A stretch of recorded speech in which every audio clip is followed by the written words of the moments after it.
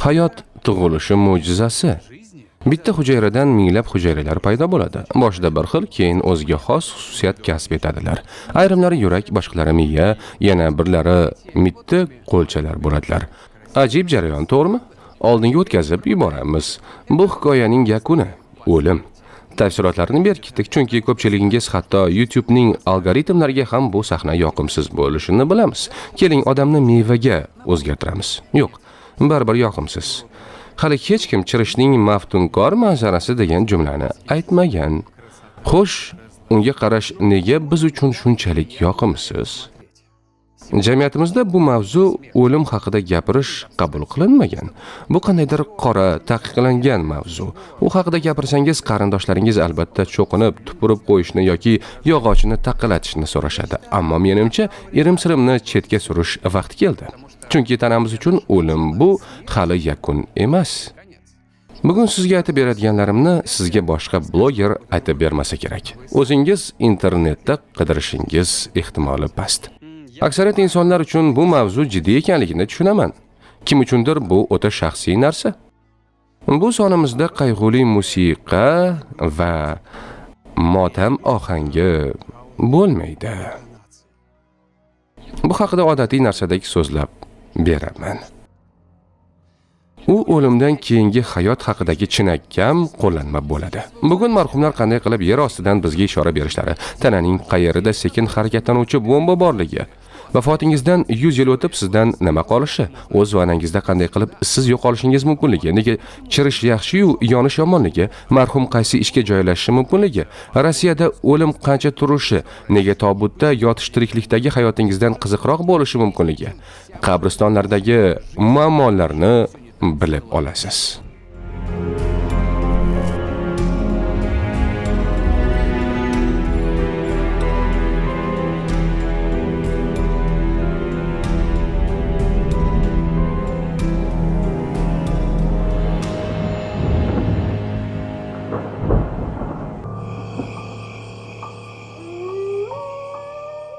O'shandan beri har tun devorlarda o'sha ayolning qonli kaftlari paydo bo'ladi.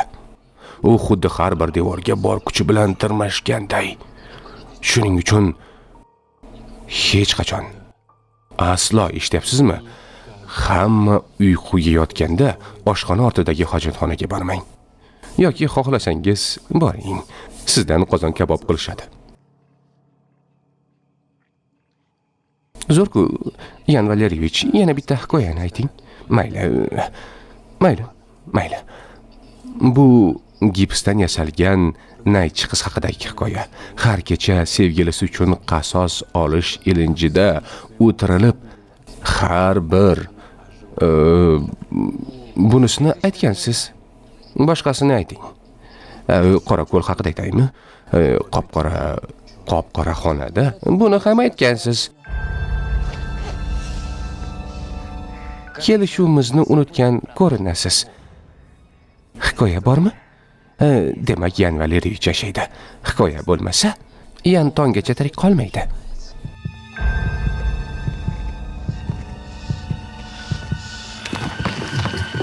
Stop, yana bir hikoyani bilaman.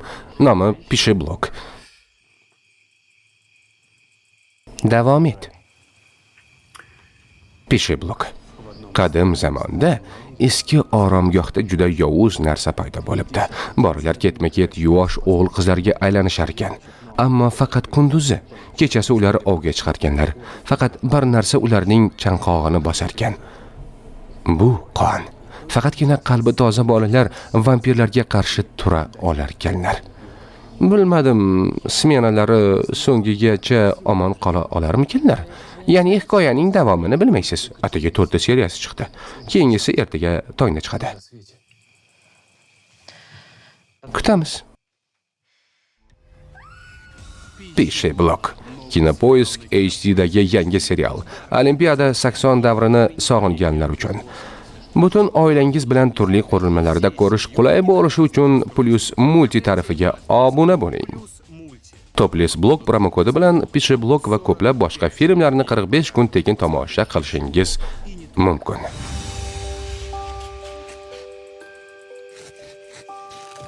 Voy,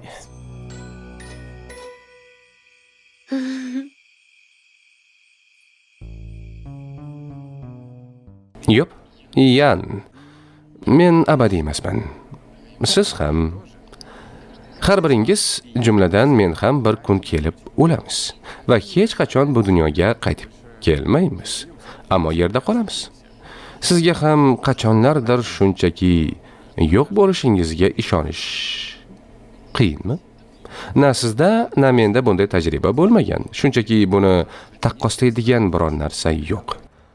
Ammo sizni tinchlantirishim mumkin. Hatto olimlar va shifokorlar ham o'zi aslida o'lim nima ekanligiga ishonchlari komil emas.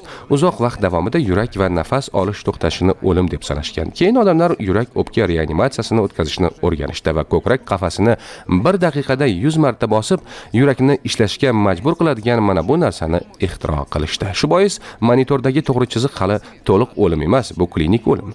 Uni bekor qilish mumkin. Ba'zi davlatlarda, misol AQShda odamlar o'yin qoidalarini o'zlari belgilab, ular uchun qaysi o'lim yakuniyligi borasida qaror qilishlari mumkin. Bemorlar yuragim to'xtab qolsa, uni tinch qo'ying va o'lishimga ijozat bering deyilgan. Mana bunday qog'ozni oldindan to'ldirishlari mumkin. Kimdir ushbu jumlani o'z tanasiga muhrlaydi. Mana qayta tiriltirmang deyilgan.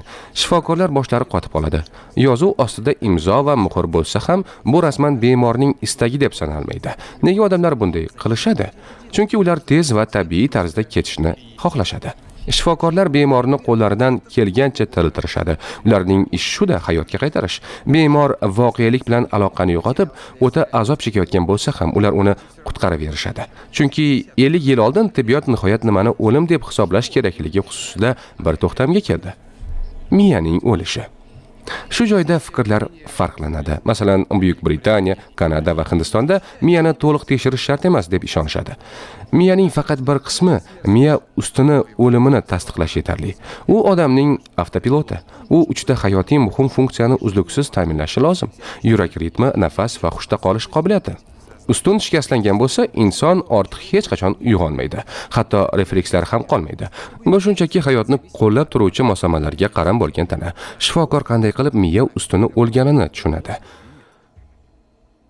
Shunchaki unda hamma narsani sinab ko'radi. Tom ma'noda shunday qiladi. Esingizdami? Qo'shningni asabiga o'yini bor edi. Bu bemorning asabini top o'yini. Uni har tomondan bezovta qilib, kuchli noqulaylik tug'diradilar. Ko'ziga chiroq tutishadi, tomog'ini qitqilab, bir necha daqiqaga o'pka ventilyatsiyasi uskunasi o'chirib qo'yiladi. Hatto quloqqa sovuq suv quyib ham tekshirishadi. Miya ustuni tirik bo'lsa, refleks ishga tushib, ko'zlar suv quyilgan quloq tomon qaraydi. Komadagi bemor bularning bariga munosabat bildirmasa, bilmadim, qimirlamasa, nafas olmasa, umuman birorta refleksni namoyon qilmasa, miya ustuni batamom ishdan chiqqan bo'ladi. Xayr, bemorni ortiq ushlab turishmaydi. Biroq aksariyat hollarda ko'pchilik davlatlarda, jumladan Rossiyada ham reflekslarning o'zi yetarli emas. Miya biror elektr faolligini ko'rsatmayotganiga ishonch hosil qilish lozim. Butun miya to'liq tekshiriladi.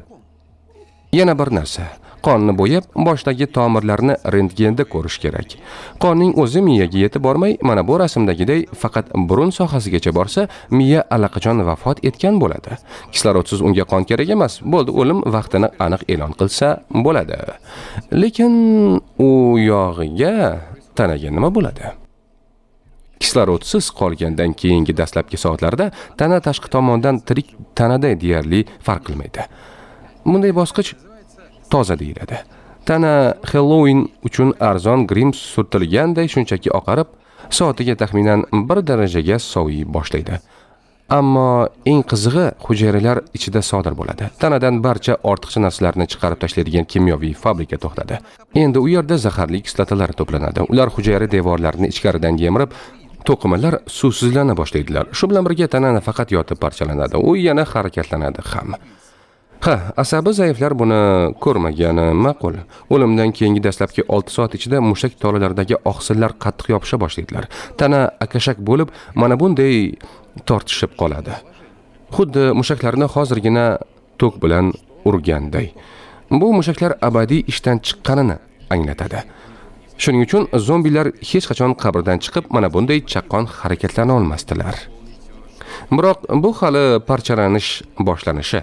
Mushakbozlik. Axir har birimizda kimyoviy quroli bo'lgan konteynerlar bor. Bu jigar, o't pufagi va oshqozon osti bezi. Tiriklikda ular juda yemrovchi fermentlarni ajratadilar yoki saqlaydilar. Ular yordamida masalan yog'li tovuqchani ham hazm qila olamiz. Shilliq pardalar bu fermentlarga hujayralarni parchalashga yo'l qo'ymaydilar, chunki ularni shilliq bilan o'raydilar. O'ziga xos kimyoviy ximiya kostyumi, lekin ichkaridan kiyiladi. Bu himoya vafot etgach ishlamay qo'yadi va bu bizni o'z kimyoviy qurolimiz yemradi. Texnik jihatdan vafot etganingizda tanangizning faqat yarmi o'ladi. Yarmi? Ikkinchi yarmichi? U nima qiladi? Yashaydi? Axir 37 trillion hujayrangizga 30 trillion begona hujayralar, ya'ni tanangizdagi bakteriyalar to'g'ri keladi. Tana vafot etganida inson hujayralari o'ladi. Ammo bakteriyalar aksincha ko'payadi, chunki immunitet endi yo'q. Atigi 3 kunda bakteriyalar butun tanani jangsiz egallab oladilar. Bu istilo ichakdan boshlanadi. Qachonlardir ovqat hazm qilishga ko'maklashgan bakteriyalar endi o'zimizni hazm qilishadi. Ha, anchayin g'alati va chiqindisiz. Bu vaqt tanaga nima bo'ladi? Avvaliga oltin gugurt qon bilan reaksiyaga kirishib, teri yashil tusga kiradi.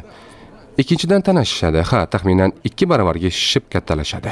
O'limdan keyingi bu bosqich shishish deyiladi. Biroq oltin gugurt qayerdan paydo bo'lib, tana nima uchun shishadi? Bari tananing metan va vodorod sulfid kabi gazlar bilan to'lishi tufayli. Mikroblarning mana shunday kekirishi. Bir kun kelib tana bosimga bardosh bermay bir nechta joydan teshiladi. Shuning uchun tiriklayin ko'milganlar signal berishi mumkin bo'lgan xavfsiz tobutlar ko'pincha yanglish ishlab ketgan. Jonsiz tana shishib, qo'ng'iroqqa tekkan. Qabriston nazoratchisi esa qabr tomon yugurib ketgan. U yerda uni istalgan lahzada portlashga tayyor bomba kutardi. Xuddi shu sababga ko'ra o'lik kitlar gazlarning bosimi tufayli portlab 15 metr masofaga ichak chovoqlari sachrab ketadi. O'lik tanada teshiklar paydo bo'lganda, unga tashqaridan mikroblarning yangi turlari kiradi. Tashqariga esa o'ta badbo'y hid tarqaladi. Buning sababi ertalab og'zimizdan keladigan noxush hid bilan bir xil. Ya'ni ichida kimdir o'lgan iborasi aslida mantiqan to'g'ri. Bu hid og'iz emas, tanadan kelsa, hid o'ta kuchli bo'ladi. U hasharotlarni o'ziga jalb qiladi. Bu jonzotlar, ha, ularni ham joni bor. Yaratgan ularni 16 kilometrdan jasadni his qilish qobiliyati bilan siylagan. Ular bilan tanani qayta ishlash fabrikasi faol yemirilish bosqichiga o'tadi. Hasharotlarning aniq jadvali bor. Kim qaysi vaqtda ziyofatga keladi? Hasharotlar tanaga to'lqin bo'lib keladilar. Jami 8 ta to'lqin bo'ladi. Mana shunday har xil jonzotlar uchib yo sudralib keladilar. Birinchi to'lqinda mana bu yigitlar o'laksoxo'r va xonaki chivinlar kelib tanada tuxum qo'yadilar. Ha, inkubatorga o'xshab, xuddi begona filmdagi begonalarday. Tanada hayot qaynab toshganidan u ichkaridan naq 20 darajagacha qizib ketadi. Bir haftada chivinlar tananing qariyb 60% ni yeb bitiradilar. Taxminan 3 oy o'tgach qo'ng'izlar kelib yeydigan qattiq etlari qoladi. Yarim yildan keyin esa har xil o'rgimchaksimonlar kelishadi. Hatto kapalaklar ham benasib qolishmaydi. Shu tariqa kechki parchalanish bosqichi ishga tushadi. Tanangiz haqiqiy ekotizmga aylanadi. Unda birinchi hasharotlar o'laksani, keyingilari oldingilarini yeydilar. U yerga uchinchi tur hasharotlar ham kelishadi. Bilmadim, shunchaki qo'noqqami, to'rtinchilari bir bosh suqib ketadiganlar. Deylik, yugurib kelib bir parcha etni tishlab qochib ketadigan kalamushlar. Chinakam ochiq dasturxon. Ziyofat teri kemiruvchi qo'ng'izlar kelganda tugaydi. Ular shu qadar ochofatki, o'zlaridan keyin top-toza suyakni qoldirishadi. Ulardan muzeyda ko'rgazma uchun skeletni tozalashda foydalanishadi. Natijada yakuniy quruq skelet bosqichi boshlanadi. Haqqoniy o'liklarning tasvirini berganimni sezgandirsiz. Bu yerga ko'nglingiz aynigani kelmaysiz-ku, to'g'rimi? To'g'ri, siz uchun harakat qilyapmiz. Ammo bu qanday bo'lishini tushunishingiz uchun mana bolalar uchun o'limdan keyingi hayotning 5 ta versiyasi. Avvaliga murda eski kinolardagi Drakulaga o'xshash rangpar yigitcha. Keyingi bosqich Shrek, ya'ni katta va yashil tusli. Keyin shunchaki bir necha kunga stolda unutib qoldirilgan qiyma. So'ngra Indiana Jonesdagi o'sha sahna va nihoyat maktabdagi biologiya xonasidagi skelet. Bu yo'lni bosib o'tishga qancha vaqt kerakligini sizga ayta olmayman, chunki hammasi ko'pgina omillarga bog'liq. Deylik, o'lim sababi harorat, namlik, mahalliy fauna. Keling, biror odam keksa yoshda tabiiy sabablarga ko'ra vafot etib, tobutda dafn qilindi deb tasavvur qilamiz. Keyin unga nima bo'ladi?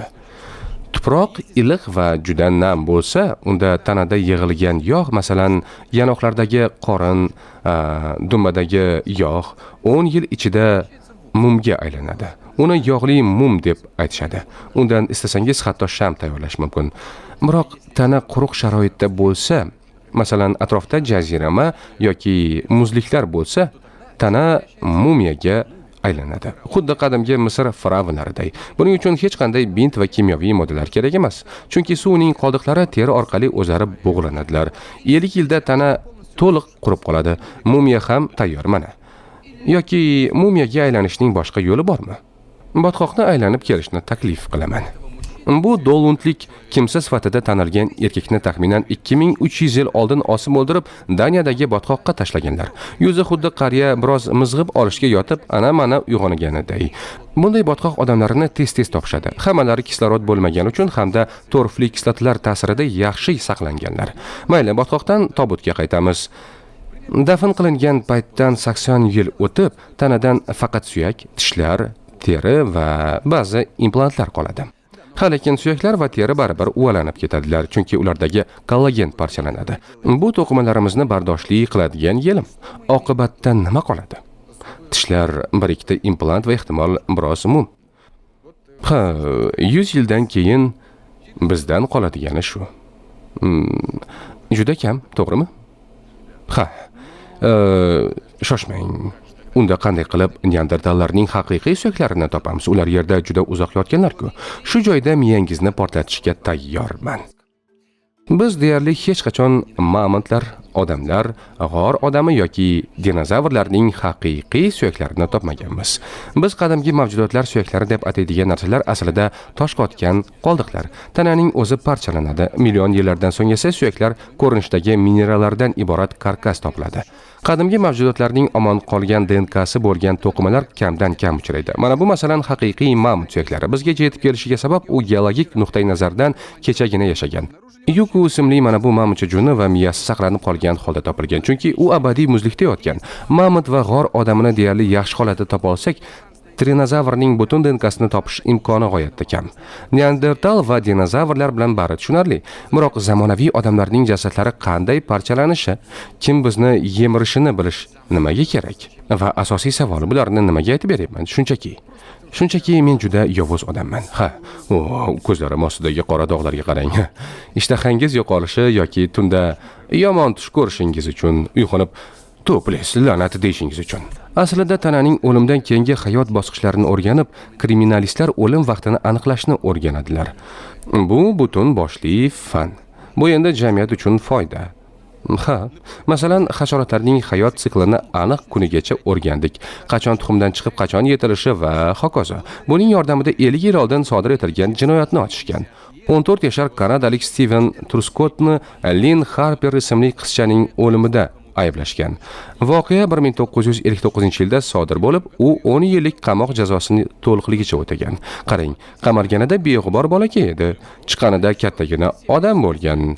Oradan yana 37 yil o'tib, hasharotlarni o'rganuvchi sud entomologlari aqllarini charxlab, jinoyat sodir etilgan joy suratlarini o'rgandilar va tanadagi lichinkalarning rivojlanish darajasiga qarab, o'lim vaqtini soatigacha aniqlashtirdilar. Bu vaqt uchun Stevenning alibisi bor edi. Trascottni to'liq oqlab, $6,5 million kompensatsiya berishdi, ammo yo'qotilgan yoshlikni hech kim qaytarmaydi. Mana qiziq bir savol. Tanani har xil sharoitlarda qanday parchalanishi, kim qachon paydo bo'lishini qayerdan bilamiz? Nima, olimlar qabrlarini ochishadimi yoki o'liklarni kuzatadilarmi? Yo'q. Dunyoda jasadlar yillab ochiq osmon ostida yotadigan, odamlar esa shunchaki ularni tomosha qiladigan joy borligiga nima deysiz? Yer yuzida bunday joylar bir nechta. Biri Everest yonbag'irlarida. U yerda nobud bo'lgan alpinistlarni evakuatsiya qilish imkoni yo'q, chunki inson o'zini zo'rg'a tortib yuradi. Jasadlarni esa yo'l chetlarida qoldirishadi. 100 yilda bu yerda 300 dan ortiq kishi halok bo'lgan. Hatto jasadlar xaritasi statistikasi ham bor. Boshqa bir joyda ular shunchalik ko'pki, sun'iy yo'ldoshdan ham ko'rsa bo'ladi. Ishonish qiyin. Qarash qo'rqinchli. Bu Texasdagi Freeman ranchosi. Yaqinlashtiramiz. Ko'ryapsizmi? Siz ham hamma yerda jasadlarni ko'ryapsizmi? Qafaslarda bu qaysi qonxo'rning ini bo'ldi ekan? Hayron bo'larsiz, ammo bu haqiqiy jasadlar. Bari qonuniy.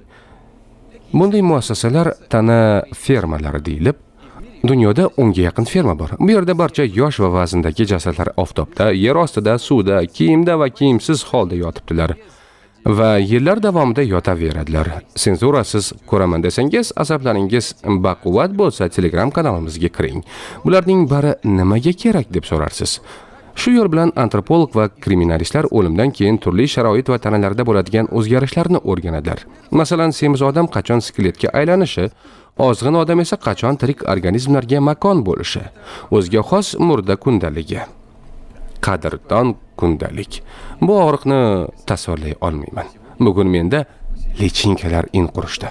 Hozir ko'rganlaringiz tana fermalaridan olish mumkin bo'lgan bor hosil emas. Olimlar jasadlar yordamida yanada ko'proq narsalarni bilib olishlari mumkin. Odamni o'lgan vaqtida va qiyofasi yemirilish jarayonida qanday o'zgarganini kuzatib, jarayonni ortga qaytarish mumkin. Ha, teskari tomonga. Bu kriminalistlarga mo'jiza yaratishga imkon beradi.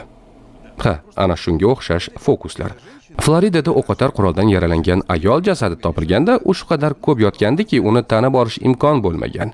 Shunda fermada orttirilgan bilimlarga tayanib, uning tiriklikdagi ko'rinishi tiklandi. Bosh chanog'idan uchida nusxa olinib, mushaklar, yog' va teri qatlami yotqizildi. Oxirida voqea joyida topilgan ko'zoynakni taqib, fotorobotni jabrlanuvchining do'stlaridan biri tanib qoldi. Jasad Jane Weaver bo'lib chiqdi. Tez orada qotil topildi. Bu uning yigiti edi. Qoyilmisiz? Tobutgacha sevish, ana buni tushunsa bo'ladi. Xo'sh, bunday yigitga nima deysiz? Endi bizni tomosha qilayotgan barcha jinoyatchilar yaxshiroq o'rnashib oling. Hatto vaqt ham o'rmonda yoki kimsasiz yerda tashlagan tanangizni hech kim tanimasligiga kafolat bermaydi. Eng hayratlanarlisi, uni tuproqqa ko'msangiz ham u qayerdaligi haqida signal beradi. Ko'milgan tana har bir kilo vaznidan tuproqqa 30 gram azot beradi. Bu juda ko'p. Avvaliga o'sha atrofdagi barcha o'simliklar o'ladi, ammo 1 yildan keyin azot miqdori kamayib, bu joy yanada ko'proq gullaydi. Chunki qolgan azot o'g'it bo'lib xizmat qiladi. Tushunyapsizmi? Shuning uchun ko'milgan jasad atrofidagi daraxtlar ko'proq xlorofil ishlab chiqib, tom ma'noda yaxshiroq bo'lishadi. Bunday mayda chuydalar tikilib qarasangiz ham ko'zga sezilmas bo'lsa-da, dronlardagi o'ta sezgir kameralar yuzlab oddiy daraxtlar orasidan bitta daraxt barglaridagi anomaliyani sezishi va signal berishi mumkin. Ha do'stlar, janoblar, bu yerda jasad ko'milgan. Kashandalar, yaxshi xabar. O'rmonga ko'milgan jasadingiz yanada tezroq topiladi. Ha, butun umr chekar ekansiz, tanangizda juda ko'p kadmiy yig'iladi. U ham azotga o'xshab qabr atrofidagi o'simliklarga singib, ularning tusini o'zgartiradi. Drondan topish juda oson. Umuman izi. Xullas, chekish faqat bir holatda foydali o'limdan keyin. Tergovchingiz tajribali bo'lsa, haqiqatni yashirib bo'lmasligini bilib qo'ying. Chunki jinoyatchini nafaqat guvohlar, balki Beryoza ham sotib qo'yadi. La'natli Beryoza. Aslida o'lik tana hech qachon oxirigacha o'lmaydi. U o'zidan iz qoldirib, sekin asta atrofdagi muhitga singib boradi. Hatto og'ir kislota ham ularni yo'q qilishga yordam bermaydi. Seriallardan birida jasadlarni biror qoldiqsiz, ftor va vodorodli kislotada eritganlari esingizdami? Aslida u shisha va ko'plab metallarni eritishi mumkin. Serialda u masalan vanna va to'siqni eritib tashlaganda, biroq u yog' va suyakni butunlay erita olmaydi. Shuning uchun britaniyalik manyak John Hayk uning o'rniga klassik usul 2 kunda jasadni suyuq bo'tqaga aylantiradigan sulfat kislotali vanadan foydalangan. Keyin bu suyuqlikni ustaxona ortiga to'kib yuborgan. Biroq politsiya ahmoq emas. Yerni elab, undan yog', suyak va tish protezlari qoldiqlarini topishdi. Bu uni o'lim jazosiga tortish uchun yetarli edi. Buning ustiga kislota nafaqat ishonchsiz variant, balki o'ta xavfli va qimmat variant ham. Shu sababli meksikalik kartellar arzonroq variantdan foydalanishgan. Bu ishqor eritmasi yoki ilmiy tilda natriy gidroksidi. Aytishlaricha, unda 300 daraja haroratda qaynatilsa, 3 soatdan keyin tirik to'qimaga birorta ishora ham qolmas ekan. Ha, to'plesni ba'zida yaxshigina layfhaklar berish uchun yoqtirishingizni bilaman. Masalan, qanday qilib grechkadan popkorn tayyorlash, to'g'rimi? Bebaho layfhak. Yoki qanday qilib hidlar yordamida xotirada muhrlab qo'yish. Yoki qanday qilib jasadni o'sha, mana shunaqa. Aslida biz hech kimga jinoyatni yashirishni o'rgatmaymiz. Bu ochiq ma'lumotlar. Ularni mana bu yerdan oldik. Siz esa yaxshisi kriminalist bo'lib, bunday muttahamlarni fosh qiling. Qolaversa, tanani eritish o qadar oson emas. O'ylab ko'ring-ya, murda tirik odamdan ko'ra bardoshliroq. Shuning uchun ba'zida o'likka tirik odam qila olmaydigan ishni berishadi. Ehtimol ishda pachog'im chiqdi degan iborani eshitgandirsiz. Kimlar uchun bu oddiy o'xshatish emas. Vakansiyaga berilgan tavsif. Avtokompaniyalar bu haqida gapirishni yoqtirishmaydi. Nimaga shama qilayotganimni anglagandirsiz? Iflos sirchalarini ochish vaqti keldi. Men mana bu haqida gapiryapman. Crash testlarida nafaqat manekenlar, balki haqiqiy jasadlar ham qo'llaniladi. Mana bunday jasad ichiga tikilgan. Ilgari yuzlab jasaddan foydalanilgan. Endilikda yiliga atigi bir nechta. Tirik to'qimadagi jarohatlarga qarab, haqqoniyroq maneken yaratish, mashinalarni yanada xavfsizroq qilib ishlab chiqish mumkin. Ta'sirli sahna. Keling, sizlarni tinchlantiraman. Hech kim bu jasadlarni xufiyona qazib olmaydi. Bo'lg'usi murdalarning o'zlari tanalarini ilm-fanga vasiyat qilishadi yoki qarindoshlar jasadni berishadi. Mashinalarni sinashdan tashqari institutga tajriba quyonchasi bo'lib, yo to'qimalarni o'rganishlari uchun tibbiyot institutiga ishga kirish yo tanani raqamli shaklda yuklash uchun mitti tilimlarga kesilishingiz mumkin. Tanani 20 mingta ingichka bo'lakka kesib suratga olish yordamida olimlar inson tanasining eng batafsil atlasini yaratishdi. Susan Porter xuddi shuni boshdan kechirdi. Endi bo'lg'usi shifokorlar uning har bir bo'lagini tomosha qilib, anatomiyasini mayda tafsilotlarda o'rganishlari mumkin. Fandan ko'ra ko'proq san'atga qiziqsangiz, dunyodagi eng katta jasadlar muzeyida Gunther von Hagensning Body Walls ko'rgazmasida haykalga aylanish mumkin. Bular mulyaj emas, balki o'lgandan keyin plastinatsiyadan o'tgan haqiqiy odamlar. Tanalardagi bor suv smola yoki silikonga almashtirilgan, konservalangan desa ham bo'ladi, chunki namliksiz parchalanish bo'lmaydi. O'lgandan keyin o'zingizni nima qilish haqida bosh qotirmay desangiz, chet ellik brokerlarga murojaat qiling. Birjada o'ynaydigan brokerlar emas, jasadlar bilan ishlaydigan brokerlar. Ular qarindoshlaringizdan jasadingizni bepul olib ketib, ko'tarasiga qismlarga bo'lib sotishadi. Bu o'ta g'alati go'sht do'koniga o'xshaydi. Bu odam Konrad Patrik. Xotini uni shunday eslab qolgan. Bu esa brokerlar ko'zi bilan qaraganda Konrad Patrik. O'limidan so'ng uni 5 xil joyga yuborishgan. Chap oyog'i Chikagodagi ortopedik laboratoriyaga, yelkasi Las Vegasdagi jarrohlar seminariga, boshi va umurtqa pog'onasi AQSh armiyasiga. Ularga shunday narxlar qo'yiladi. Konradning bevasi harbiylar erini portlovchi moddani sinash uchun ishlatganlarini bilganda hayratda qolgan. Uni shunchaki portlatishgan. Tamam. Aslida bu yerda eng qizig'i boshqa narsa. Uning tana qismlari qanchalik arzon sotilganini payqadingizmi? $200, 500, g'alatimi? Axir hayot narxi haqidagi sonimizdan bilamiz. Organlar odatda 10 minglab dollarga sotiladi. Gap shundaki, brokerlarga jasadni translyatsiyaga sotish taqiqlangan. Aks holda organlarning qora bozori rivojlanib ketadi. Shu bois tanani faqat katta bo'laklarda sotish mumkin. Tajribalar uchun xom ashyo deganday. Ammo yurtimizda bunday brokerlar yo'q. O'zingizni fanga qurbon qilish uchun o'zingiz maxsus hujjat tuzishingiz kerak. Unda o'zingizni topshirmoqchi bo'lgan tashkilotni ko'rsatib o'tish kerak. Mabodo shunday niyatingiz bo'lsa, pastda tashkilotlar ro'yxatisini qoldiraman. Nima? Yerda chirib yotgandan ko'ra ko'pchilikning fikricha bu samarasiz. Videoning yakuniy qismiga o'tishdan oldin biroz chalg'ib olishni taklif qilaman, chunki yakuniy qism ozgina og'ir bo'ladi, ammo qadrdonimiz jonajon Rossiyamiz haqida bo'ladi. Tanaffus qilamiz. Toki tirik ekanmiz, dam olishni bilish va o'lim haqida ham unutmaslik kerak. O'limga ijobiy munosabatni ommalashtiradigan bir qiziq dafn marosim agenti Ketlin Dauti ismli ayol bor. U chiroyli ketish nomli kitob yozdi. Qiziqarli kitob. Mana undan bir parcha. Suyaklarini o'ynatib, uzun qo'llarini silkitgancha og'ziga tamaki qistirgan qora kiyimdagi skelet. Avenida Juarez engashdi. Uning bo'yi 4,5 metr bo'lib, oyoqlari ostida o'rmalashib turgan olomon ustidan qad rostlab turardi. Bu yerda u Dia de los Muertos paradi haqida hikoya qilgan. Meksikacha o'liklar kuni degani. Uni James Bond haqidagi Spectre filmida ko'rgandirsiz. Xuddi audio kitobda tasvirlanganiday. Eng kulgilisi nima bilasizmi? Aslida u parad eski odat emas, balki yangi copy-pasta. 2016-yilgacha hech qanday karnaval bo'lmagan. Uni Spektrning ssenariy muallifi kichik bir sahna uchun o'ylab topgandi. Meksika rasmiylari filmni tomosha qilgach, bu mavjud bo'lmagan karnavalga minglab sayyohlar kelishidan qo'rqib, uni chindan ham har yil o'tkaza boshlashdi va minglab sayyohlarning istagi qondirildi. Super qoyilmaqom fakt, to'g'rimi? Ssenariy yozayotganda ko'pgina faktlarni kitobdan olamiz. Masalan, hozirgi Meksika haqidagi yoki bir necha daqiqadan so'ng bilib oladigan Yapon kiberbutlar haqidagisini g'aroyib dafn marosimlari to'g'risidagi chiroyli ketish kitobidan oldik. Kitobdan bu videoga kirmagan narsalarni o'zingiz eng yirik kitob servisida MyBook obunasi orqali o'qishingiz mumkin. Bu 400 ming elektron va audio kitoblar katalogi bo'lgan servis. Yana podkastlar. MyBook istalgan joyda kitobning audio versiyasini to'xtatib, matnli versiyaga o'tishingiz mumkinligi bilan qulay. Server uni audio kitobda to'xtalgan joyingizdan davom ettiradi. Zo'r, qulay. To'g'ri. Keyin biror ish bilan band bo'lib yo mashina boshqarayotganda harflarni o'qish imkoni bo'lmay hikoyaning davomini bilgangiz kelsa, yana audioga qaytish mumkin. Yana ilovada turli mavzularda tanlangan kitoblar, do'stlar yoki yaqinlar bilan bo'lishish mumkin bo'lgan oilaviy obuna ham bor.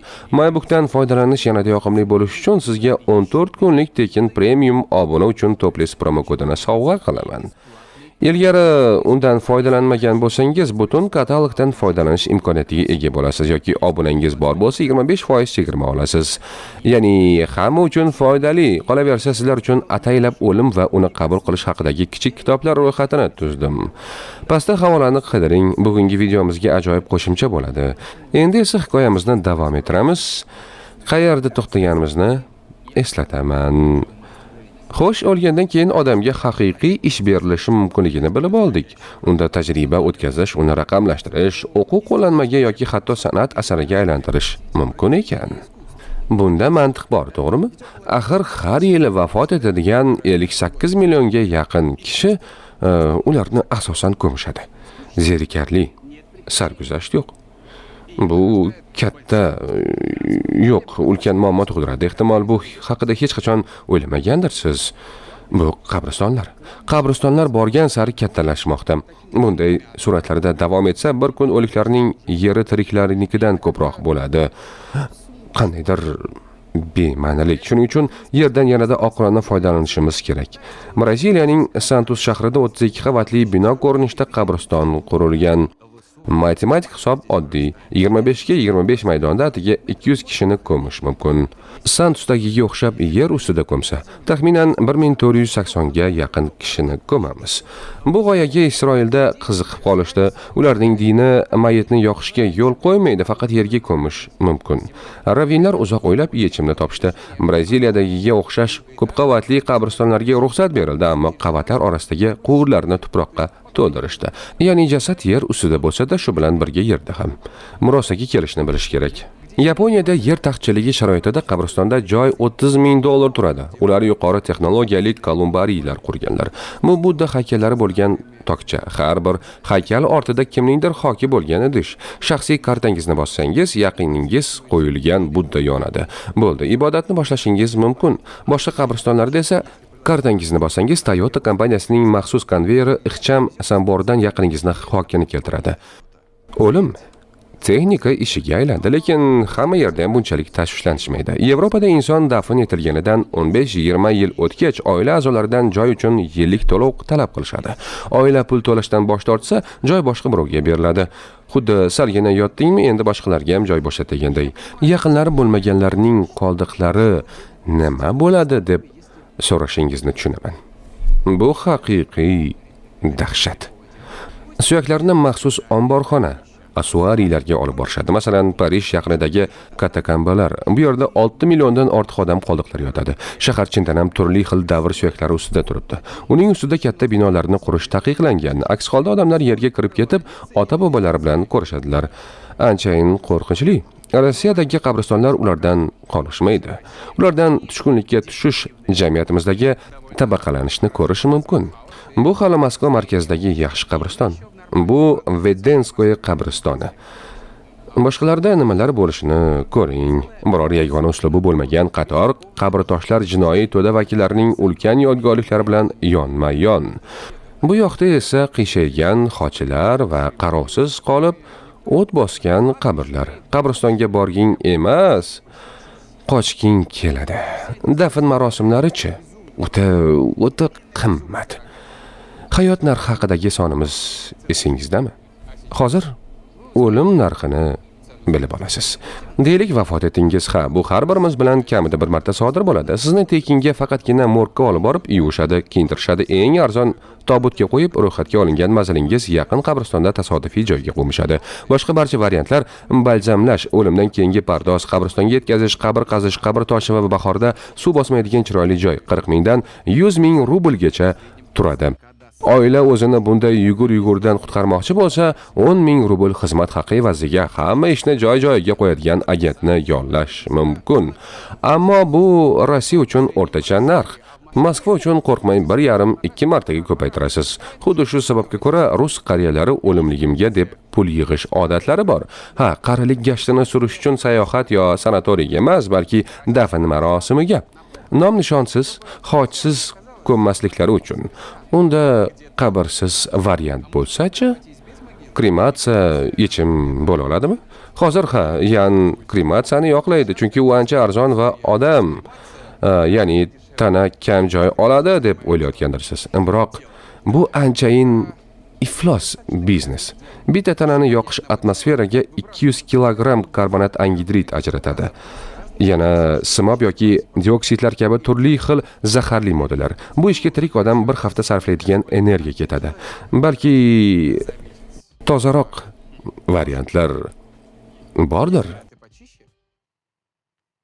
Ehtimol bor. Ishqor va yuqori bosim yordamida tana yemirilishini o'nlab yillardan 3 soatgacha qisqartirish mumkin. Ushbu usul resomatsiya deb ataladi. U meksikalik giyohvand modda sotuvchilari usuliga o'xshaydi. Faqat hammasi qonuniy bo'ladi. Oxirida faqat kukunga aylantiriladigan va qarindoshlarga beriladigan suyaklar qoladi.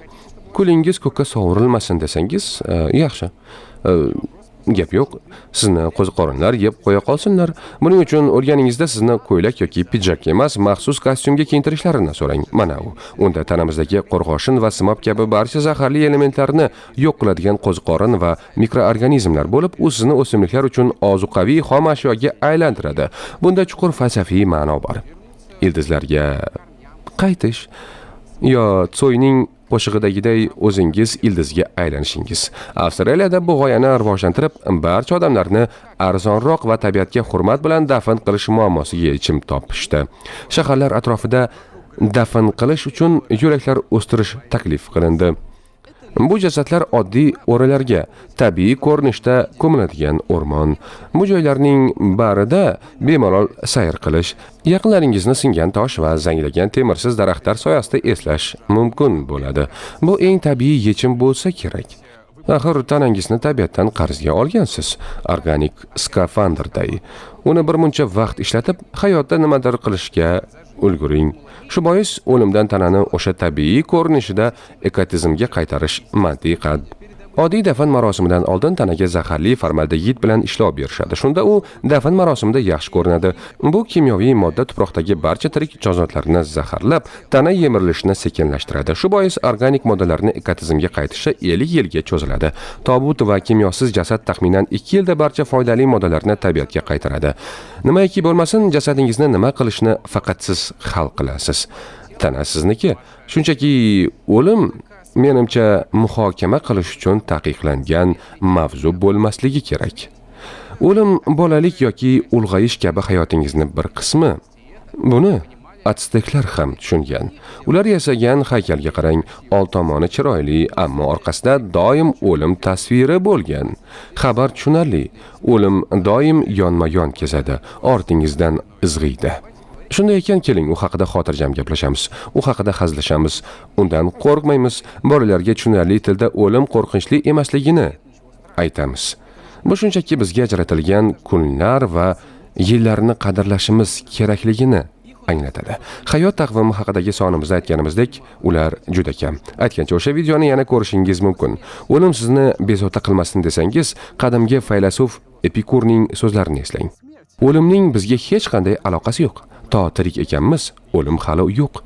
O'lim kelganida esa biz yo'qmiz. Odatdagidek aqlni charxlang.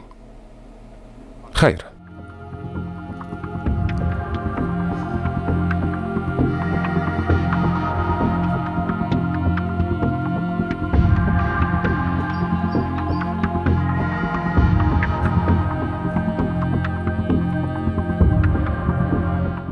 Do'stlar, vaqtingiz borida vipiskani ko'ring. Yigitlar mendan intervyu olishdi.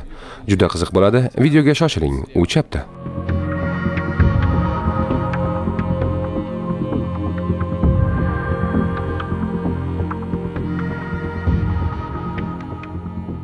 Tomosha